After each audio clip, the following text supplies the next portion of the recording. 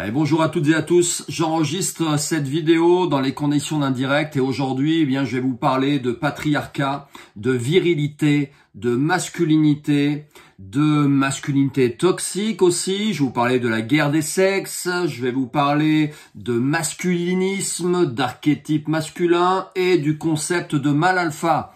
Alors si tous ces thèmes vous intéressent ou vous interpellent, je vous invite à vous poser tranquillement et regarder cette vidéo jusqu'au bout. Si vous n'êtes pas dispo tout de suite, mettez cette vidéo de côté, vous y reviendrez plus tard. Alors si vous me suivez sur les réseaux sociaux, Instagram et Facebook, vous avez certainement remarqué que ces thèmes sont de plus en plus présents dans mes contenus. J'ai créé d'ailleurs un programme Inner King à destination des hommes dans l'objectif de les aider à conscientiser l'expression des archétypes masculins en eux. J'ai aussi développé un concept de cercle d'hommes sur Angers qui s'appelle The Council. Vous pouvez retrouver les informations sur tout ça sur mon site internet dont le lien est sur mes différents réseaux et sur cette chaîne YouTube.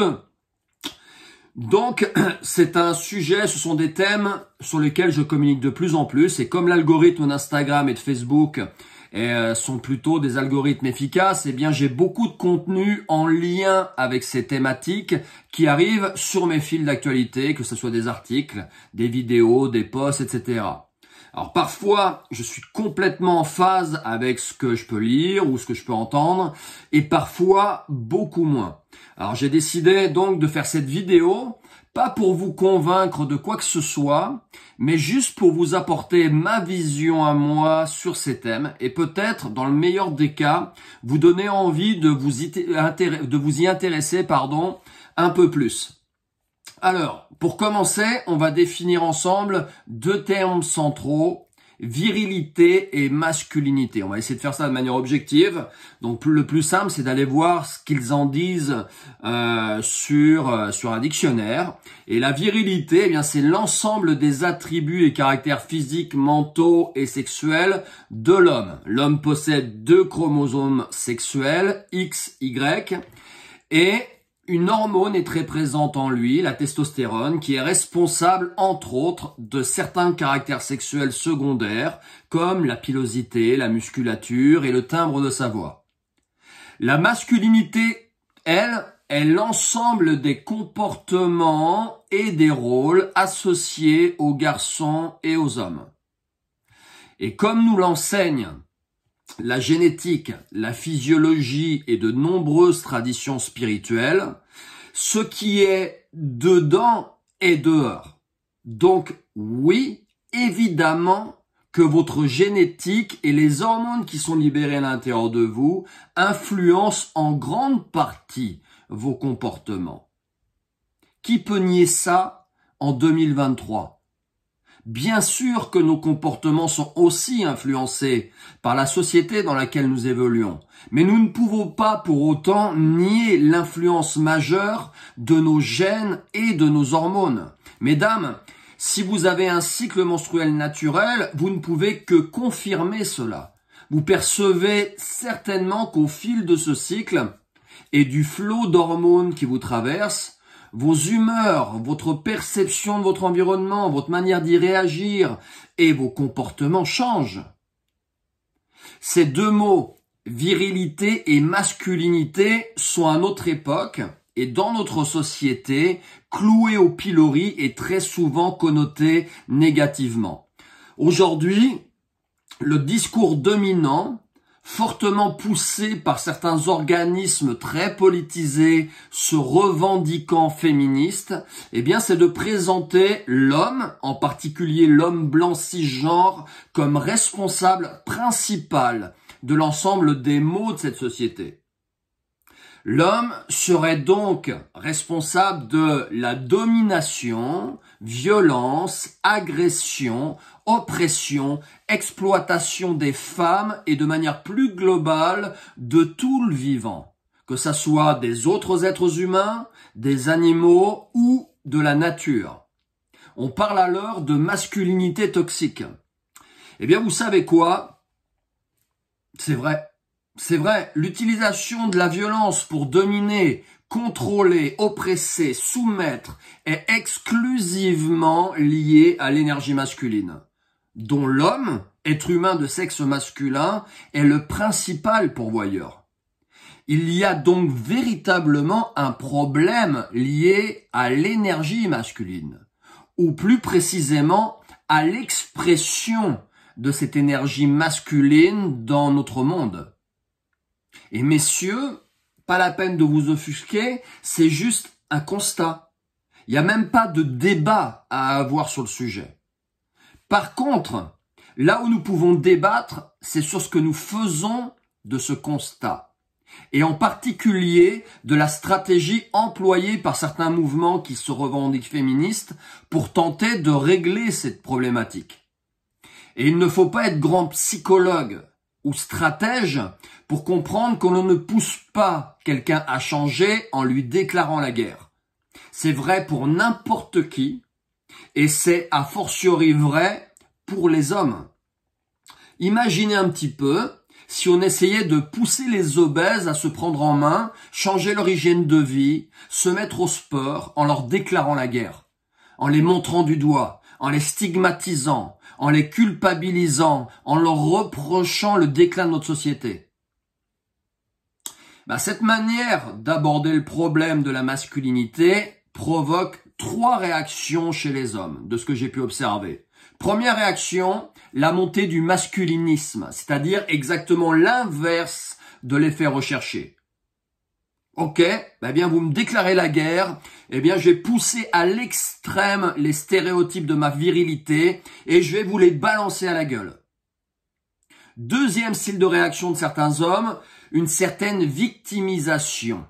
Et là, je fais référence en particulier au mouvement incel, qui est surtout peut-être plus médiatisé ou en tout cas plus virulent aux États-Unis. Si on fait la traduction en français, incel, en gros, ça veut dire célibataire involontaire. Et selon eux, selon ces hommes qui se victimisent, les femmes sont le problème et portent la responsabilité de leur frustration sexuelle en se refusant à eux. De la frustration à la colère, de la colère à la violence, il n'y a que quelques pas. Et c'est cette frustration du fait de se sentir rejeté des femmes qui a poussé par exemple Elliot Rodger, 22 ans, le 23 mai 2014 à faire un massacre aux USA avant de se donner la mort. Troisième réaction par rapport à ce discours tenu aux hommes, c'est une féminisation des hommes. Pour se plier à ces nouvelles injonctions de société et à certaines idéologies dites féministes, certains hommes finissent par rejeter, consciemment ou non, ce que Jung appelait leur animus, c'est-à-dire leur partie masculine, au profit de leur anima, leur partie féminine. Donc une féminisation de leur psyché, et comme ce qui est dedans est dehors, ça amène aussi à une féminisation des corps et des comportements. Donc pour l'instant, pour régler certains des problèmes de notre société, on propose aux hommes essentiellement de se déconstruire. Pour reprendre le terme cher à notre députée écologie Les Verts, Sandrine Rousseau, on propose donc, autrement dit, on invite les hommes à être, par exemple, messieurs, soyez moins virils. Faites un effort, produisez moins de testostérone. Limitez vos caractères sexuels secondaires, que ça nous agresse. Soyez moins poilus, soyez moins musclés, soyez moins dans votre puissance physique, dans votre puissance sexuelle. Et force est de constater que ça a l'air de fonctionner, puisque plusieurs études confirment que le taux de testostérone des hommes n'a jamais été aussi bas et qui continue de descendre. On dit à ces hommes, soyez moins masculins. Autrement dit, rejeter certains comportements primaires toxiques pour la société. Et ça, c'est ok. Ouais, c'est ok. Mais on leur dit aussi de rejeter les standards comportementaux considérés réacs du gentilhomme issu du système patriarcal. Donc, soyez moins galants, soyez moins protecteurs. Si vous êtes père, soyez moins patriarche, soyez moins présent, soyez moins strict, soyez moins dominant. Bref, messieurs, vous devez rejeter, renier une partie de qui vous êtes au plus profond de vous. Renier votre nature profonde si vous voulez être rentré dans cette nouvelle société. Vous comprenez bien qu'à une époque où on prône le fait qu'il faille accepter la différence sous toutes ses formes, que la tolérance et la compassion semblent être pour certains l'alpha et l'oméga du bien pensé, ce genre de discours est complètement dichotomique. Et au-delà de ça, si je fais une petite aparté, c'est quand même surprenant de remarquer que les personnes qui prônent cela, celles qui poussent l'homme à se déconnecter de la puissance de son énergie masculine et donc de sa nature même, eh bien ce sont les mêmes qui militent pour la protection de la nature.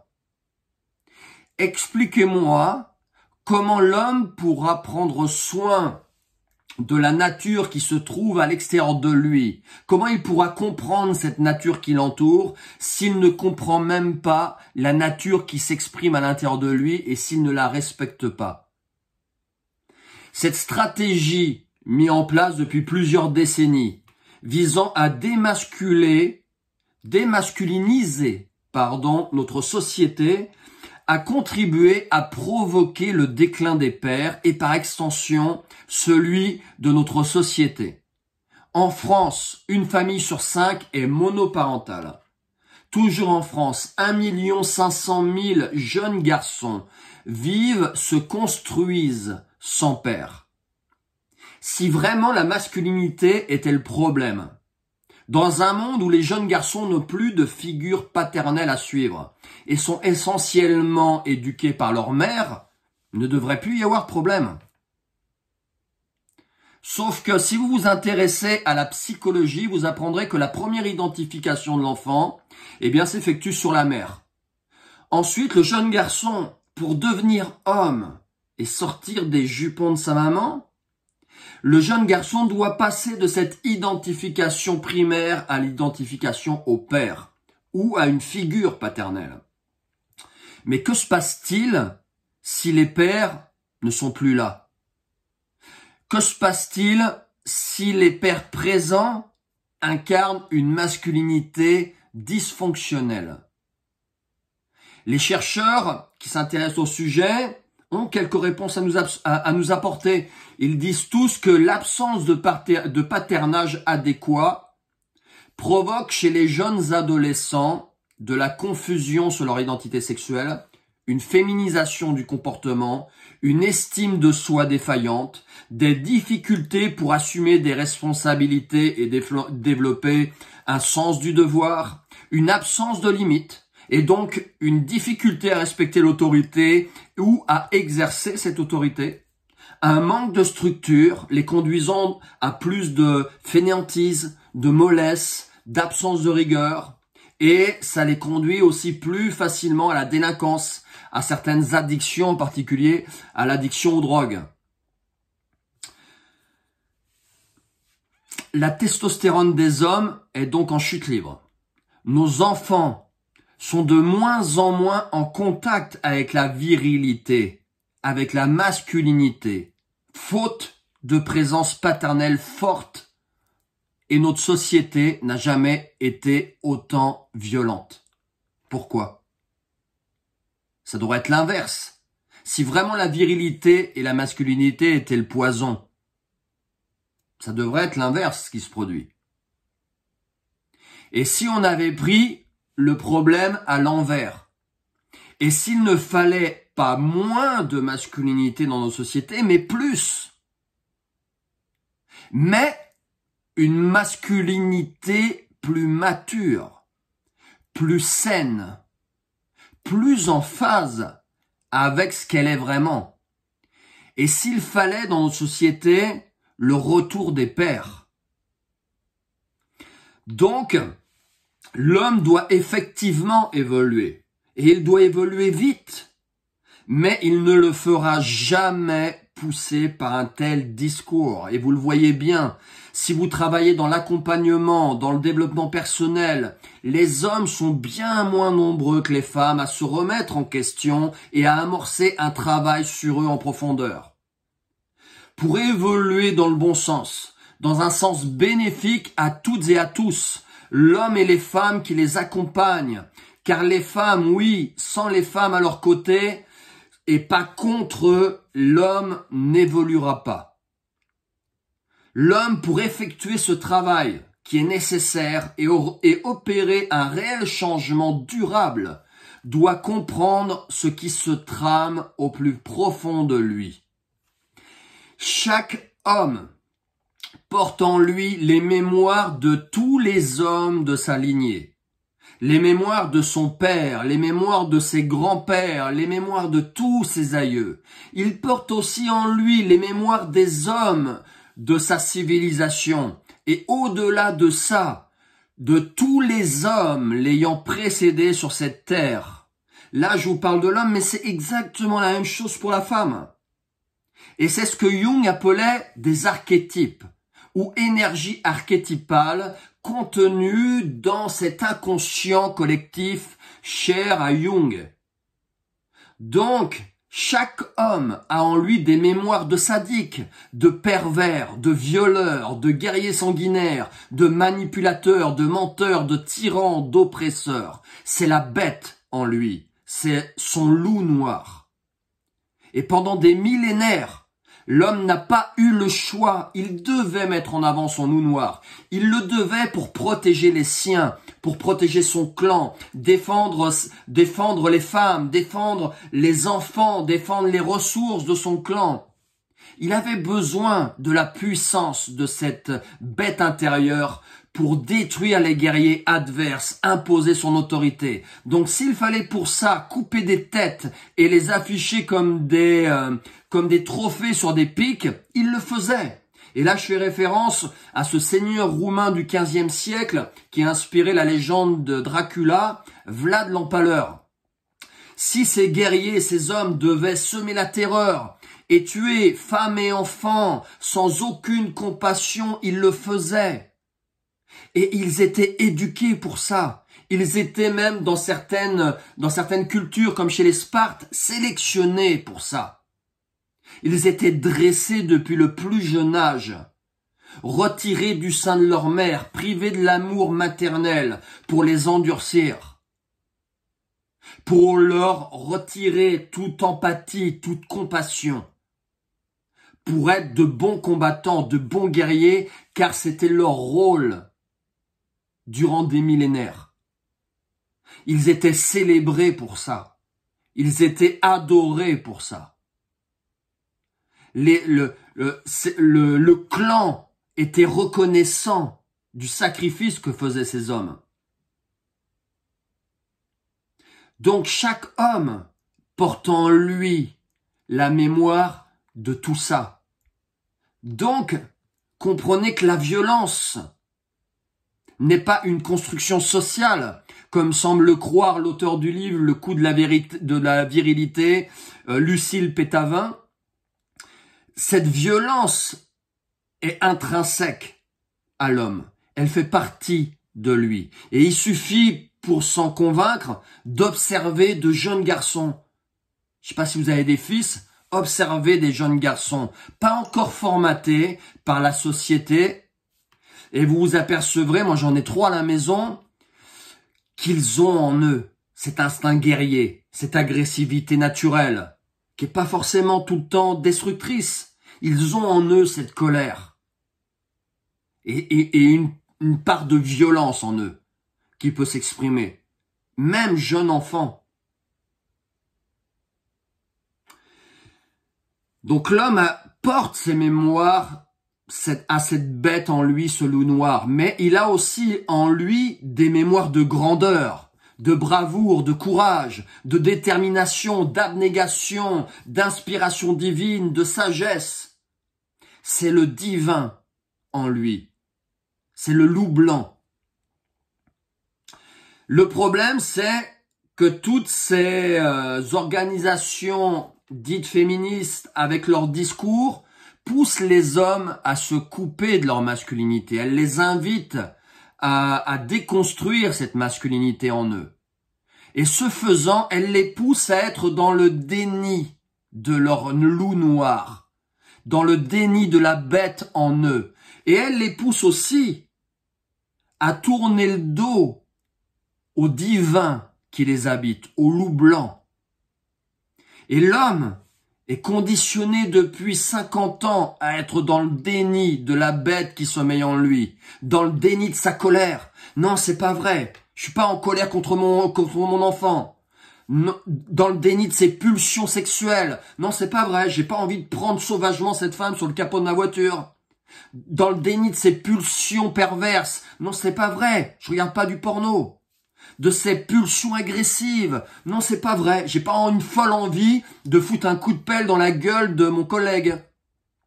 Le problème, c'est pas parce que vous faites semblant que la bête n'est plus là, qu'elle n'est plus là. Et messieurs, écoutez-moi bien, que nous le voulions ou non, que nous en soyons conscients ou non, il y a en chacun de nous un agresseur, un violeur, un tortionnaire. Et un jour ou l'autre, si vous n'avez jamais voulu l'écouter, il se fera entendre d'une manière très inattendue et brutale. Et ça donne quoi? Ça donne Elliot Rodger, 22 ans, jeune homme introverti aux US, qui finit par péter un câble et faire un massacre. Ça donne quoi? Ça donne le mec, vous voyez, le mari de votre meilleur ami, mesdames, bien sous tout rapport, qui finit par foutre sur la gueule de sa femme dans un accès de colère refoulée. Ça donne quoi? Ça donne ce jeune militant bien pensant, moralisateur, qui un jour finit par se faire choper en train de se faire sucer dans le bois de Boulogne. Donc, essayez de comprendre ce qui se passe à l'intérieur de la psyché masculine, comprendre toutes ces mémoires en nous, les mettre en lumière et quelque part les guérir, c'est important. Mais attention, je suis pas en train de dire que d'essayer de comprendre la psyché de l'homme, c'est lui trouver des excuses ou justifier les actes barbares qu'il peut commettre à notre époque. Mais, et ça c'est du bon sens, pour soigner un mal, il faut en connaître la cause. C'est pas juste par exemple, si je fais le parallèle avec la médecine, c'est pas juste en bombardant, en faisant la guerre à la cellule cancéreuse que vous réglez le problème du cancer. Il va falloir à un moment comprendre la cause profonde qui a fait naître ce cancer et la traiter, cette cause, si vous voulez pas qu'il revienne. Et bien là, c'est la même chose pour les hommes. Ils doivent comprendre ce qui se trame en eux. Mais pour ça, il faut que les hommes en aient envie, il faut le vouloir. Et encore une fois, c'est pas en leur déclarant la guerre qu'ils prendront ce chemin. Parce que qu'est-ce qu'on fait en période de guerre? À quoi ils sont habitués? On se met une armure. Et les hommes sont habitués à ça. À s'enfermer dans une armure, dans leur dureté et à combattre. Donc les hommes doivent conscientiser en eux cette part sombre, ce loup noir, cette bête, et essayer de l'apprivoiser, essayer de la domestiquer. Mais surtout pas essayer de la mettre en cage. Car si par malheur, un jour, elle sort de la cage, c'est le drame. Et vous en avez des exemples tous les jours dans les journaux, dans les faits divers, et c'est tous ces drames qui vous révoltent et à raison, ces viols, ces violences conjugales, ces meurtres de femmes par leurs conjoints, etc. Alors on parle beaucoup je fais une petite aparté par rapport à ce que je viens de vous expliquer, une autre approche, une autre problématique que moi je perçois, ce qui est purement énergétique, c'est que tous ces mouvements qui se revendiquent féministes, dans l'objectif de lutter contre, de se battre pour, se mettent en syntonie avec l'énergie patriarcale, masculine, qu'elles dénoncent. Et donc au final, ne faut qu'en nourrir ce même égrégore qu'elles essaient de combattre. Hein, c'est un petit peu, vous avez déjà vu le film Le 5e élément. Au début du film, on voit dans l'espace une grosse boule sombre arriver vers le vaisseau. Ils prennent peur et décident de lutter contre, de se battre contre. Ils lui envoient des missiles et plus elle est attaquée, plus elle grossit. Eh bien là, c'est la même chose. Vous vous calez sur la même énergie que vous essayez de combattre. Et donc, vous la nourrissez. Vous combattez l'agressivité des hommes en étant agressive. Vous combattez, mais déjà rien que dans le terme combat, lutte, guerre. Vous êtes branchés sur des énergies que les hommes connaissent très bien, de par toutes les mémoires qu'ils portent en eux. Vous comprenez le problème? Maintenant, petit aparté sur le patriarcat. C'est un terme qu'on entend beaucoup, qui revient beaucoup dans beaucoup de discours, etc. On reproche beaucoup de choses à ce système patriarcal. Le patriarcat, en fait, c'est un concept utilisé en anthropologie et en sociologie pour désigner une forme d'organisation sociale et juridique fondée sur la détention de l'autorité par les hommes et l'exclusion apparemment explicite des femmes. Eh bien, c'est vrai. Et c'est vrai que dans les civilisations anciennes, enfin, c'est vrai avec des nuances.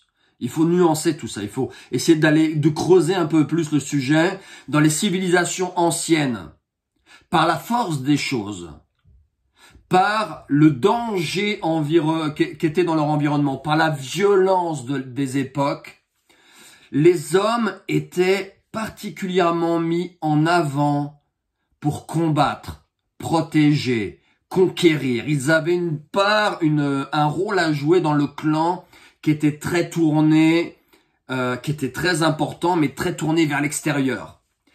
Mais les femmes avaient elles aussi un rôle très important. À l'intérieur du clan, à l'intérieur du foyer, elles étaient les piliers de ces clans. Elles étaient d'une très grande valeur, car porteuses de vie, porteuses de la descendance du clan. Et d'ailleurs, dans de nombreuses civilisations, le premier culte n'est pas celui de l'homme. Le premier culte est celui de la mère créatrice, la déesse mère, Isis en Égypte, Gaïa en Grèce, Anna chez les Celtes, Amaya chez les Basques. En fait, cette répartition des rôles était juste en phase avec les besoins de l'époque et aussi avec les énergies et forces de chacun.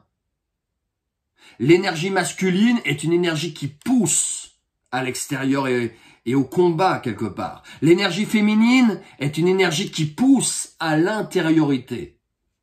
Et à notre époque maintenant, où les dangers sont moindres, ou en tout cas ils sont différents, ils sont peut-être plus sournois maintenant, et moins frontaux. Les énergies féminines et masculines s'expriment différemment qu'à cette époque reculée.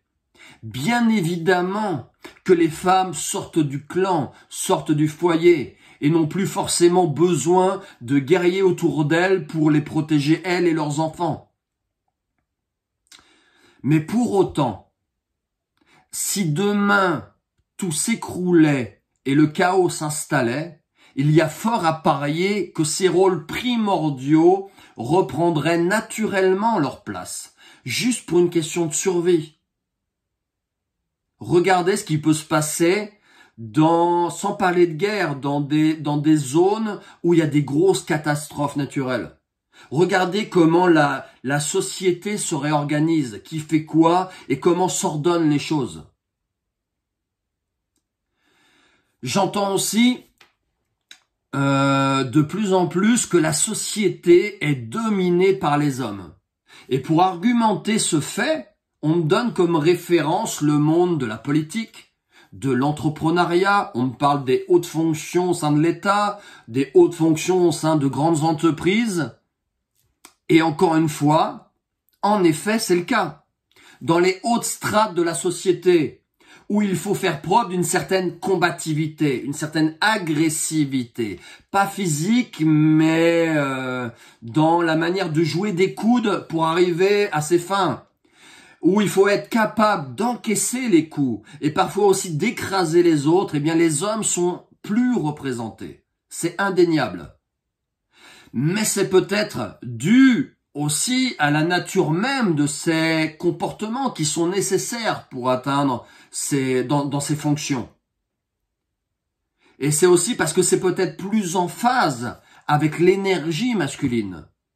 Et c'est pas uniquement par une volonté des hommes d'écraser les femmes. Par contre, ce constat, comprenez qu'il est fortement biaisé par le point de vue d'où on observe la société qui nous entoure. Parce que la majorité des hommes, je vous mets à l'aise, la majorité des hommes et des femmes n'évoluent pas dans ces strates de la société, n'évoluent pas au sommet de l'État ou à la tête d'entreprises de grosses sociétés du CAC 40. Parce que si moi, je décide de regarder notre société d'un autre angle, je vais vous dire que la plupart des hommes en prison, la plupart des personnes en prison sont des hommes. La plupart des personnes à la rue sont des hommes. La plupart des victimes de crimes violents sont des hommes. La plupart des personnes qui se suicident sont des hommes. La plupart des personnes qui meurent à la guerre sont des hommes. La plupart des personnes qui meurent en voulant sauver et protéger d'autres personnes sont des hommes. La plupart des mauvais élèves à l'école sont des hommes. La plupart des personnes exerçant des métiers pénibles et peu valorisés, maçons, couvreurs, peintres en bâtiment, éboueurs, routiers, dockers, marins-pêcheurs, agriculteurs, ce sont des hommes.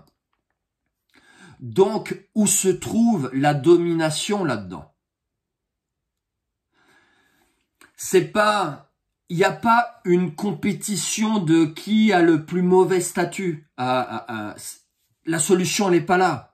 C'est pas en nous opposant dans une compétition victimaire que la société va évoluer dans le bon sens. Il y a en effet une oppression. Mais plus que par un sexe sur un autre, elle est surtout effectuée par une caste dominante sur un peuple et elle concerne autant les hommes que les femmes. Et le meilleur moyen, c'est là où parfois je me désespère un petit peu, c'est que les ficelles sont tellement grosses. Le piège qu'on nous tend est tellement énorme. Comprenez que la caste dont je vous parle, je vais pas débattre sur le sujet là maintenant et rentrer dans les détails. Si ça vous intéresse, regardez d'autres vidéos sur ma chaîne YouTube où je parle de ça. La caste qui nous dirige, est-ce qu'elle a envie que les choses changent? Est-ce qu'elle a envie que la société, que les valeurs de cette société changent? Bien évidemment que non. Elle a trop à y perdre. Donc le meilleur moyen de maintenir ce statu quo, eh bien, c'est de tout faire pour que le peuple, pour que les hommes et les femmes qui composent ce peuple se bouffent le nez entre eux. Divisés pour mieux régner. Donc oui, ouais, clairement, l'être humain de sexe masculin, l'homme, doit impérativement évoluer, c'est indéniable. Il doit conscientiser les mémoires qu'il porte en lui, les casseroles qu'il se traîne pour pouvoir s'en défaire. Il doit conscientiser la bête et aussi le divin qu'il a en lui. Robert Moore et Douglas Gillette, deux disciples de Jung, ont mis en lumière 4 archétypes dirigeant spécifiquement la psyché masculine. Le guerrier, le magicien, l'amant et le roi. Nous avons tous en nous ces archétypes. Et qu'on le veuille ou non, les messieurs, ils s'expriment à travers nous tous les jours, dans chacun des actes qu'on pose dans notre quotidien. Et au vu des maux de notre société, il semble bien qu'il y ait un certain déséquilibre dans ces archétypes. Agressivité, violence conjugale, violence urbaine, viol, meurtre, guerre sont l'expression de l'archétype du guerrier en excès qu'on nomme le sadique. C'est, par exemple, si vous êtes fan de Game of Thrones, c'est la montagne.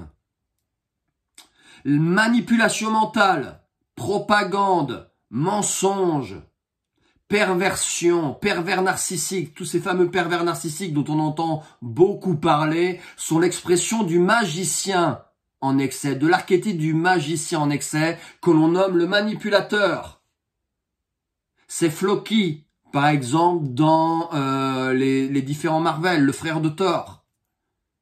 L'addiction, la surconsommation, la recherche du plaisir instantané, la consommation addictive de porno est significative de l'excès de l'amant, de l'archétype de l'amant.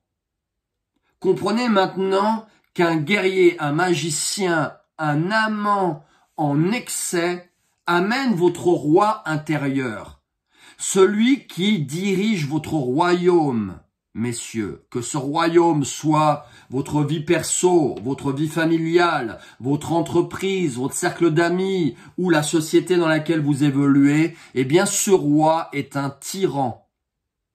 Visualisez, si vous êtes fan de Braveheart, le roi d'Angleterre. Tellement pervers, tellement agressif qu'il finit par jeter par la fenêtre l'amant de son fils. Tellement manipulateur, menteur, qu'il n'hésite pas à mentir et sacrifier de pauvres victimes pour arriver à ses fins. Et c'est souvent et à raison l'expression de l'excès de ces archétypes qui est pointé du doigt lorsqu'on parle de masculinité toxique.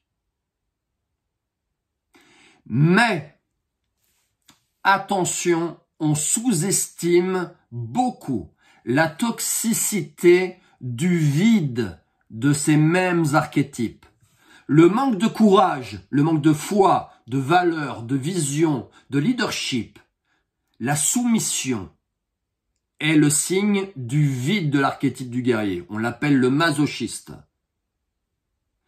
Très bien représenté par Theon Greyjoy dans Game of Thrones. En tout cas sur certains épisodes, certaines saisons. Le refus de savoir, la paresse intellectuelle que je débecte. Cette fameuse paresse intellectuelle qui fait dire à certains, quand vous essayez de leur parler et de débattre de certains sujets, « Ah ouais, mais regarde ce qui se passe en Chine, c'est encore pire. Hein. On voit bien que tu vis pas en Ukraine, sinon tu dirais pas ça. » Comprenez que l'argument « c'est pire ailleurs », c'est un des symptômes d'une très grande paresse intellectuelle. Et qu'à notre époque, où la connaissance est à portée de main en un clic, c'est pas recevable comme argument et c'est pas exclusable comme attitude. Donc le refus de savoir, la paresse intellectuelle, l'ignorance feinte, ceux qui vous disent « Ah ben non, j'étais pas au courant, ah bon, ah non, je savais pas ». Eh bien ça c'est le signe du vide de l'archétype du magicien. On l'appelle le sournois. Le manque d'empathie, ce fameux manque d'empathie, cette difficulté qu'on reproche aux hommes à exprimer leurs émotions, mais aussi l'impuissance, le manque d'énergie sexuelle, la dépression, eh bien ça c'est le signe du vide de l'archétype de l'amant. On l'appelle le frigide, cet archétype en vide. Maintenant visualisez vos trois responsable de la plénitude du royaume, un guerrier, un magicien et un amant vide. Ça amène un roi faible. Si vous avez regardé la série Viking, on en a une belle représentation avec le personnage du roi de France. Ouais, qui sait pas comment réagir à l'invasion viking et il se laisse un peu porter, un peu manipuler, il a envie de fuir mais en même temps il sait pas. Et comprenez que l'expression de cette masculinité, de ce vide de masculinité est tout aussi toxique que l'excès. Mais elle est indéniablement socialement plus acceptable. Il est plus par notre société. Notre société accepte beaucoup plus facilement des hommes qui manquent de courage, de valeur, de vision, de leadership, qui ne bandent plus, qui n'ont plus de désir sexuel, qui sont dans la paresse intellectuelle, dans l'ignorance. Mais pourquoi, à votre avis? Demandez-vous pourquoi ce style d'homme. Même si peut-être vous vous dites mais non c'est pas acceptable, mais pourtant socialement c'est pas eux qui ont déclaré la guerre. Comprenez que tout ce discours de déconstruction de la virilité, de la masculinité, amène les hommes à devenir des rois faibles. Et que pour une société, c'est tout autant toxique qu'un excès, qu'un trop-plein de masculinité. Donc le monde, celui, pas le monde maintenant, il est perdu, hein. Je vous mets à l'aise, mais celui qu'il va falloir construire demain, il a besoin que les hommes fassent ce cheminement intérieur. La société de demain aura grandement besoin d'hommes pleinement dans la puissance mature de leur masculinité, inspirés par une vision et des valeurs humanistes fortes, guidés par leur foi en l'avenir, déterminés, courageux, leaders, prêts à défendre l'intérêt commun, connectés à leur cœur, dans l'empathie, drivés aussi par la force de l'amour, ayant de la force physique, il faut pas la rejeter cette force physique, de la force mentale et de la sagesse qui permet d'envelopper tout ça et de diriger toute cette énergie dans une direction qui sera positive. Il aura besoin de tout ça. On aura besoin d'hommes comme ça pour garder le cap et avancer vers des idéaux plus grands et construire une société bénéfique pour tous. Mais imaginez un peu le monde que ces hommes pourraient co-créer avec des femmes pleinement, elles aussi, dans la puissance de leur énergie féminine. Alors certains, quand je parle de ça, vous me dites, ouais, bah, clairement, il faut plus de mâle alpha. Alors je fais une petite aparté sur le concept ou le mythe du mâle alpha.